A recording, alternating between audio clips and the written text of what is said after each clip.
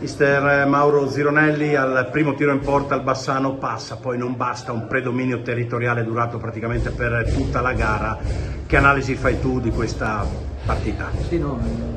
siamo andati sotto l'unico cross che hanno fatto, dove stavamo conquistando una palla in uscita, l'abbiamo giocata verso l'esterno, è stato bravo il loro esterno a metterla subito e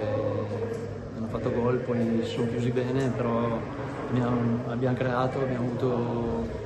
situazioni, abbiamo fatto un sacco di cross, però ci è mancata la zampata finale che non è venuta, è un po' lo specchio della stagione comunque, perché quando fai 36 gol sono pochi per poter sperare a fare qualcosa in più, no? Chiaro che abbiamo avuto dei periodi dove addirittura non avevamo un attaccante, però ci è mancato questo e li paghi. Il numero di gol fatti sono nettamente inferiori a quello che ci aspettava e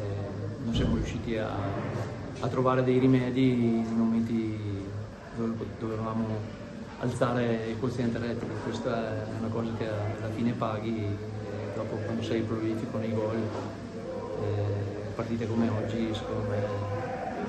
le porti a casa, perché quando fai una quindicina del cross nel primo tempo e una ventina nel secondo, più situazioni di tiri eccetera, e manca la zampata vincente, qualcosa è mancato.